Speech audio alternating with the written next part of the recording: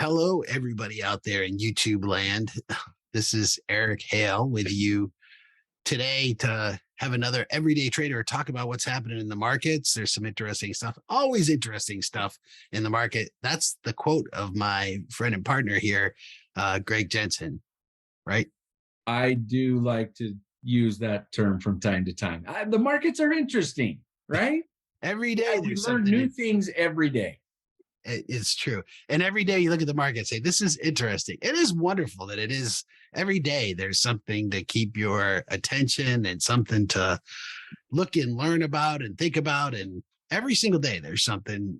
Even if it's sometimes things that make you shake your head, like stats you read about all of the companies that are losing money in theft. It seems almost exclusively in the city of San Francisco. Target yesterday or the day before in their earnings announcement, Target announced that they forecasted for this year 500 million. Yeah, I was going to say $500 million. $500 million in theft from their store. $500 million. Wow, look at that range today. So it opened higher and closed lower. So that's pretty interesting with Target. But I was thinking before we go to Target, I was thinking just overall looking at the S&P 500 market, what a tight range we've had. And we did get a burst out yesterday, but still, I would argue we're still in this tight range. And we did get higher today. Looks like we're. By the way, if you're showing a screen, I'm not seeing it. Oh, yeah, I'm not showing the screen. Maybe you should. You don't have to. You can read my mind.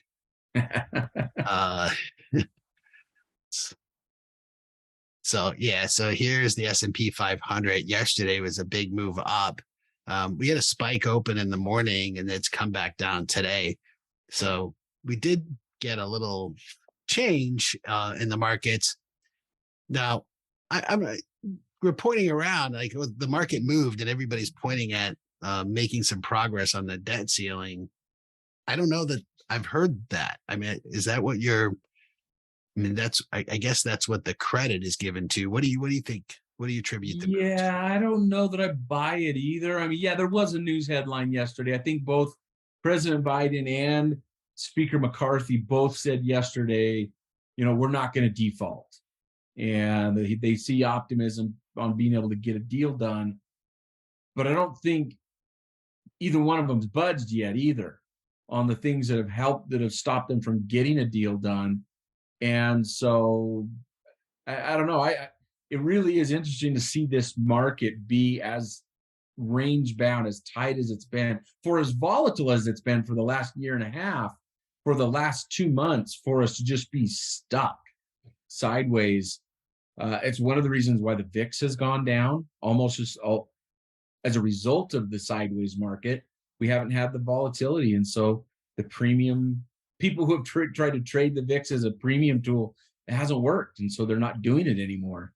And so is it the dog wagging the tail or the tail wagging the dog? Maybe a little bit of both. I know we're going to talk about that a little bit with gold right now too, but not to jump too far ahead. But yeah, the VIX is all but saying in the short term, the markets are stuck. And I think that we do still have a big short-term risk in a debt deal not being agreed to on Capitol Hill. In fact, there was an article in the Wall Street Journal this morning that I know you and I talked about before we started recording, by Nick Timrose, not to be confused with Fed Chair Powell, the other Fed Chair, Nick Timrose, right? Yeah, where was that article?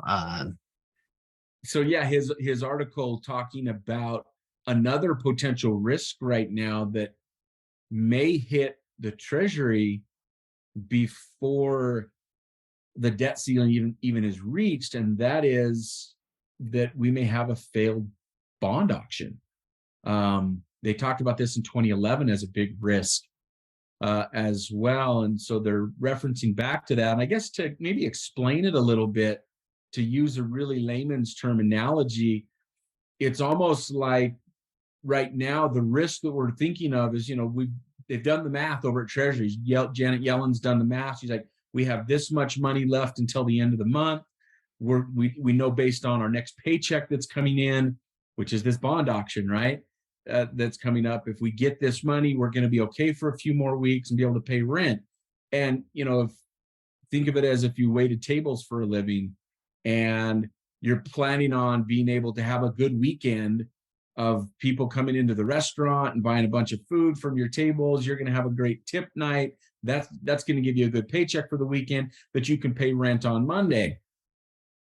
Well, similar back to the US Treasury example, we've already counted that money and spent it as part of Janet Yellen's calculations of this is when we run out of money. Well, unless we have a bad auction, unless we have a bad dinner night Saturday night and don't bring in the money we think we're going to bring in from a bond auction, we could actually hit that debt ceiling earlier. So, and this is coming from 10 years ago, or 10 years ago-ish. The Bernanke was Fed chair. We had just come off the tails of the downgrade that happened in 2000. We had the debt ceiling in 2011, and we were downgraded by S&P.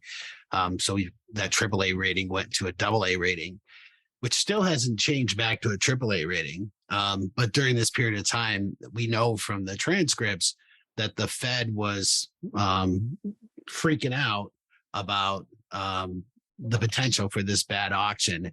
And the interesting thing is, so what was the Fed going to do? The Fed was probably going to step in and buy. Maybe they're going to inject liquidity. There's also concern about this auction that where's the money going to come from? It's like, I don't know, hundreds of billions or something like that. That could be a withdrawal of liquidity from other places and could impact the other markets. So there's a lot of fear on the horizon, as you mentioned, due to the debt ceiling.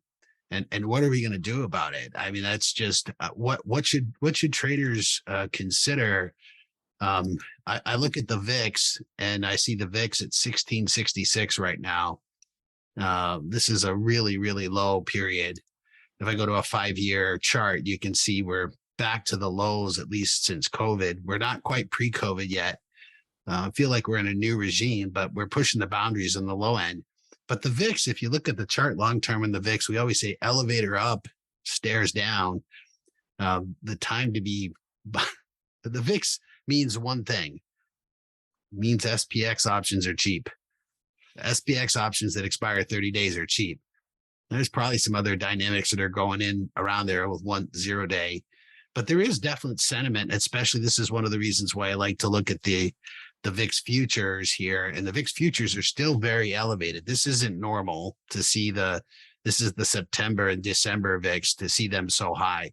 So there's still some fear. They are coming down a little bit. So maybe there is some perspective, and you can also see some weird stuff in the Treasury yield curve as well, indicating that there's this fear. It seems to be all pointing to the debt ceiling. So back to the question I started asking before I rambled too much, I guess. Greg, how do traders, if we're concerned about some sort of pullback or some impact due to a bad auction or debt ceiling, what are your thoughts on what traders should do? Well, I think the best way to do it's with a collar trade. We talk about that trade a lot on here. I'm pretty sure we did a podcast on it, last year sometime. And if we didn't, maybe we should do it. But to me, the collar trade is the way to trade any time of uncertainty. And that way I don't have to try to time it as far as selling out of my stock position, because I'm like, oh no, the NASDAQ's had this huge run up. And, I know I'm seeing people put tweets and charts out there about how the NASDAQ right now is back to the highs it was at almost pre-correction, December of 2021. It's erased almost the entire bearish drop for the NDX. Not, obviously there's individual stocks that have not recovered, but some stocks are at all-time highs. And you look at big moves in companies like Netflix today, as an example, stock that's getting a huge pop to the upside off of another, just a piece of news, but people are flooding into Netflix today. off a positive piece of fundamental news. And so there's a lot of money still chasing stocks right now. And so you may be saying to yourself, there's this big correction coming and we're overvalued again. How do I survive it? And whatever the impetus is for change, the debt ceiling, the Fed raising rates again, maybe another bad inflation report, maybe war escalates in Europe and goes outside of just Ukraine, or war breaks out in Asia, in the South China Sea, or whatever the impetus, like I say, is that causes volatility. The best way to survive it is the collar trade, and to use options in combination with equity positions. You can still be bullish with a collar trade. You don't have to be a lockdown bearish leaning trade, but you can approach the market and not expose yourself to risk. That's the beauty of it, or at least too much risk. I was thinking of it. There was an example I saw yesterday. I was looking for it because I came across it on Twitter, but there was an equity that had a 97% drop and it came right back. And there was a spike up and a spike down. And I don't know whether it went down and up first, but there was some really, really weird print that happened. And I'm just searching for it. I can't find the equity right now. So somebody was saying somebody made a lot of money. Well, somebody lost a lot of money too, because if somebody bought at that 97% discount, somebody sold. And this is the reason why I think people who use stop losses find themselves in trouble. And the collar trade is definitely the way to find yourself, safe haven that can still benefit from a move up, but you have limited risk to the downside. And there's different ways to trade the collar. They can be bullish or bearish or stagnant, and how you structure them matters. So you can have different styles of collars. So the basic collar that we teach, we have a 45-day at the money long put and a short call that's maybe 90 days or longer that's out of the money. That structure, that trade does not do well in a stagnant trend. It does very well if the stock is explosive in either direction. So setting up for an anticipated move, I think that's a great strategy, because you make money. You can literally make money in both directions. Stock goes down, stock goes up, you still make money. So that the limit is you put a cap on how much you can make. But the other, in fact, to be honest, to point out to today's option pricing that you brought up a chart a little bit earlier about the different levels of the VIX, with the shorter term VIX pricing versus longer term VIX pricing. If that translates in, I know those are off SPX options, that should translate into SPY options as well. And likely a lot of the individual components of the SPY also. If you're setting up and you're thinking, I have this big volatile move coming, you have volatility on your side right here too, and that your shorter term options are at a lower price relatively with implied volatility, versus your longer term options have a higher volatility price. And as you're structuring that type of collar trade you were referencing, right now is the ideal time. Timing's everything here. Because if you think that event is coming in the next short time frame, this is a perfect type of trade to hedge it. Yeah. So we talk about that a lot. The VIX and the VIX term structure we just mentioned. So yeah, it does make it appealing for that, because that you're bringing in the calls that are longer term are much more expensive than otherwise. And that's been the case. The term structure right now has been, showing higher premiums, higher implied volatility for longer dated options, which I think is due in large part to, this fear of the debt ceiling, at least best as I can tell, unless there's some other event that I haven't identified yet. But I was thinking, the other thing that I could see out there, Eric, and it's something else that you referenced you wanted to talk to today, is what's going on with the dollar. And your reference that you wanted to talk about was the impact of what it's having on gold right now, and gold having a big down move. There's been a lot of talk about the demise of the dollar, and I think it's way overdone. In fact, I think we're seeing the opposite happen right now. Is there's a lot of flight to dollars at this point, causing the value of the dollar to go up relative to other currencies, and that's putting pressure on most the dollar denominated assets out there, your precious metals specifically. So I know you wanted to talk a little bit about this. what's your opinion on gold? And is it being driven by the dollar, or is there some story going on in gold? Well, the chart that I pulled up. So this chart here is the S&P 500 in gold. Looks fairly the correlation of the dollar to the S&P 500 pretty much switches from a positive one to a negative one. So sometimes they're in lockstep, and they're the reason for they together move together, and then oftentimes they'll switch and they'll go in the opposite. And we can see that part of this year we were kind of in sync, and then right around maybe September, October last year, we're out of sync, and they tend to move in opposite directions. Although right now we've got both going up over the past week. What does have a very uncanny clear correlation, though, this is gold and the US dollar. And so seeing, I mean, these look like inverse relationships. Now, if we go out longer term, it's not always the case. Not always the case that they have that correlation, but they certainly do right now. So I think the S&P 500, when I was looking, we got both. So the black line is the S&P 500. The green line is the dollar index. Okay. So the dollar index going up and S&P 500. So maybe that correlation is about to break, but I don't think the gold one is going to break. These look like mirror images of each other. And the thing I was getting at here, I tried to sort of lead the conversation to something other than the collar trade. That's probably the best answer. But for traders that are looking for an opportunity here, and as to what could potentially happen if we do see some sort of crisis that emerges, whether it's out of a bad auction or whether it's out of the some sort of debt ceiling catastrophe. I happen to think You were trying to get me to say Bitcoin. Yeah, Bitcoin or gold is what Bitcoin's the answer. I was trying to get you to say Bitcoin or gold. And I guess let's talk about it. So, well, the other there's another trade that I think is interesting, and I'll just put it out there.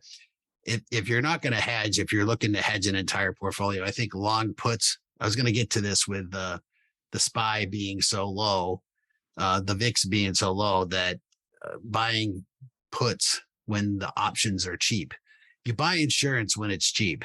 So looking at getting in some cheap put spreads right now, something that's maybe down below this 4,100, or this is the SPY, but basically times 10 would be the SPX. So whether you buy SPY puts or whether you buy SPX puts, I think there's some compelling, interesting trades of maybe the 405, 400 bear put spread. So by the 405, maybe, doing it out in the end of June or July expiration. I think hopefully we have some better clarity. I honestly think we're probably going to go until July before we know what's happening with the debt ceiling. So maybe even August. But that's one way to trade. The one way we're not providing trading advice, but trading options on the VIX is, you can't trade options on the VIX. They don't exist. There are no calls. There are no puts on the VIX. Period. Full stop. Now somebody's disagreeing with me right now and saying, but I can see calls and puts on my brokerage platform. I can buy calls and puts. I've traded calls and puts. You are trading calls and puts on VIX futures. So this green line here, this is the VIX that expires in May. So next week, this option expires. That is what you're trading options on. And then if you do December, you're trading on this red line. If you're doing September, you're trading on that blue line. They move independently. So the analogy I use is, if you did a calendar trade, it's like buying a call in Coke and selling a call in Pepsi. So if you're trading different expirations, you're literally trading two different equities. And I have seen massive, sometimes we get contango, sometimes we get reversion. And we've got some of it going on right now that can just destroy a trader. So I think staying away from, I always contend that if you really understood the CBOE VIX index, if you understand how it's constructed, if you understand how easy it is to manipulate it, and even the VIX futures, you would never trade it. unless you were the one manipulating. I contend that if you know this instrument well enough, you would know it is very easy to instrument, to affect, to manipulate. And unless you're the one manipulating it, why do you want to be in that field?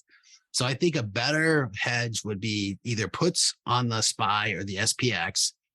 I don't think you should, no trading advice, but you should do your own due diligence. The other, I think, is gold. So looking at gold, I don't know what your thoughts are on gold, but do you think that certainly could be as a hedge? Now, right now it's coming down, but if we saw the weakening dollar, so the green line here is the dollar. So if the dollar weakens, we're likely to see the gold go back up. So, Yeah, no, we've seen dollar strengthening, but again, going back to the premise of your question, if you expect some type of catalyst, a debt ceiling issue that's going to cause the dollar to drop drastically, which it would, that would be one of the results of a debt ceiling issue, is we would see a massive drop in the dollar. And yeah, you'd see gold spike, absolutely. And your other one would work too. I actually own both already. Now, I don't trade gold very often. I don't actually have a position on GLD. I have gold in my safe as part of my hedge at my home. But I do have a put spread on this SPY. And you almost nailed my exact strikes too. I actually have the 400 390 is the spread I have right now. the $10 wide. I've got a $10 wide spread because I'm expecting a little bit more bearish of a move. If it's we probably a couple bucks, return's going to be like 400% if it hits max payout. Right. Yep. Yeah, that's exactly what it was. So it's and again, it's not a big percentage of my portfolio. It's a hedge. I still own shares of Occidental. I still own shares of Micron. I've got shares of Palantir, which is having a nice day today. I have a leap on Apple in this same account. So there's a lot of different positions that are in it. It's not that I'm super bearish, but I do have a put spread as well in the SPY, potentially for that uncertainty that may come with this event. So I have, I think in terms of other things potentially to use to hedge is traders should do more due diligence, but two other things. I have a gold trade, a bullish gold trade right now. I also have a bullish tip trade, which is inflation adjusted Treasury bonds. And then I also have a bullish trade on TLT. So all of these are going against me today, but they're specifically there as hedges. So I think either doing something in Treasuries could work, doing SPY put options, or doing gold. Now, I'm still. I think we're gonna probably trend higher through the summer. I think we're gonna grind higher. I'm concerned about the future. You and I have talked about the potential risk of what's going to happen when the student debt holiday. So these students that have been paying, I saw another place that was like I thought the average is somewhere in the 400s, but we know 400 to 500 a month is going to have a significant impact on those families that have become accustomed to, you stop making your car payment. That feels great. You get a pay raise. And okay, now you got to buy another car. Now you got to come up with $500 a month. It's certainly going to impact your lifestyle, and that's going to be a big issue later in the summer. So, anyways, I think this debt ceiling, I think it's prudent to look at making sure that you're hedged and maybe a little bit speculative in terms of what could happen. I think way to play that is a put spreads maybe on the S&P 500 or the SPX. Maybe I do not think buying options on the main reason is I think buying long calls could be there. Buying calls on the on the VIX sometimes is a strategy that people could use. The downside of that is if it doesn't work, it's very difficult to adjust. You rolling to another expiration, calendarizing it, selling options against it. it's a really difficult thing to do. You're really limited in your adjustments. And so if you're okay losing money, I think a call spread, buying a call, selling a call on the VIX, but I've done it long enough that it's not, I just think there's better instruments out there. And I think if you were to do a back test study on call spreads versus buying put spreads on the S&P 500 or the SPX, that generally speaking, puts will do better than VIX calls in a pullback. I've seen studies that show that, all except for short-term calls. So if you do a VIX call that expires this week, if you compare that to an SPX put that expires this week, the VIX call will generally do better. But it's a, you're not going to be in a 1 week call spread every single week in the VIX. So I avoid the VIX. I watch it for sentiment. I think it's important. I just know it's very difficult to trade. The other way I think to play it, of course, is gold. So looking at doing a bullish trade on gold, which it's really kind of pulled back quite a bit today. But so before we wrap up for today, let's just give me your opinion. Duration. I mean, you mentioned through the summer. You think we grind higher through the summer? The risk is in the fall. You think there's something that could cause it to happen June, July, or do you think we're really looking at fall as our risk point? so we're all talking about this X date, and when is the X date? And both Goldman Sachs and Barclays a few weeks ago did really excellent studies of looking at where they were going to be, or maybe it was Bank of America, but it was two of the big institutions that published this very detailed report with a lot of research, and both of them came up with July. Now, Janet Yellen came out 2 days late, literally 2 days after these reports came out. I think that was on a Monday, and Wednesday, Janet Yellen came out and said we were going to run out of money on June 1st. That's all political. I mean, let me just say, I don't want to say that it's all political, but there's certainly a lot of political motivation to say that it's shorter, to force the hand to be, to create negotiation. And certainly the news is picking it up and freaking out about it. So I think that's, so I don't know who to believe. My inclination is not to believe Janet, that I think that it's probably a political play right now. And there's no question that the Democrats and Biden want to force the hand of the Republicans and make this happen sooner than later. And I think personally, for us overall, for the economy, for everybody, I think it would be much better if we could get it out of the way. Putting aside, I do think there should be, believe me, I am a small government person. I am a less spending person. So I'd love to see us dial back on spending and get some of the stuff the Republicans are talking about. I don't know that we're quite there yet. And I think I expect more volatility here. And I don't have faith that we're going to find a solution, to be honest with you. Well, I unfortunately agree with you on that point. I wish I could say I had more faith that we're going to find a solution in the short term as well. So I expect we have a very volatile second half of this year coming up. So understanding how to hedge risk is as imperative as ever. Individual stock basis, understand the collar trade, overall portfolio speculation or hedges. We just went through a handful of them. I think those are all really good options and to look at, no pun intended, or maybe pun intended. So, okay, my friend, anything else before we wrap up? Austin Summit. So anybody who's interested in joining us in Austin, if you're a member of Trader Oasis or Options Animal, or if you're interested in becoming a member, go to our website and figure out how to contact us, reach out and talk to one of our customer support people. If you're in Austin, we're doing this event. We're also doing something special, which I should talk to you about because I haven't confirmed that yet.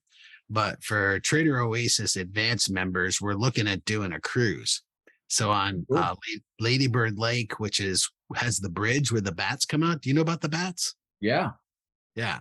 So we'd be able to park right under there and see the bats come out. So I guess thousands and thousands around sunset, these bats come out of this bridge and fly around. So I guess it's quite the sight. So I haven't locked that down yet, but that would be for our highest tier members at Trader Oasis. But it would be a lot of fun to have a lot of people there. So I got to lock that down. I just wanted to review the contract, and hopefully we do that. So Yeah. Austin's So for information about Austin, just go to our website, optionsanimal.com, reach out to us, send us an email, give us a phone call. We can give you information on how to get signed up for that. Yeah, it's about a month away now, right? Yeah, I don't think those people, if you do call and you ask, hey, I want to go on the boat to see the bats, the people that'll answer the phone don't know about it yet. So it'll be a surprise to them. But we'll get you the information and figure out. But even still, if you're interested, we've got a 2-day event where we talk about what's happening in the markets. This event I think is going to be especially good. We've got a basically we're our goal is to equip you to be prepared to trade through a recession. So how do we know? Leave us a question, comment down below too. We can give you information here, and love to see you. Don't forget, like and subscribe also.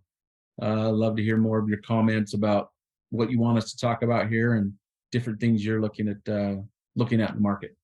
Oh yeah, hey, one other piece of sad news, just a moment. Did you hear John Cushman passed away? I did see that. I did. Yeah. So he's a Bronze Buffalo. I see you've got your Bronze Buffalo shirt on. He's a Bronze Buffalo member, and that's Cushman, a Cushman Wakefield. Greg and I have had opportunity to meet him and hear him speak a few times at the Bronze Buffalo Rocky Mountain Economic Summit. So he'll be missed this year. Yeah, he was a good guy. So, all right. Good to talk to you.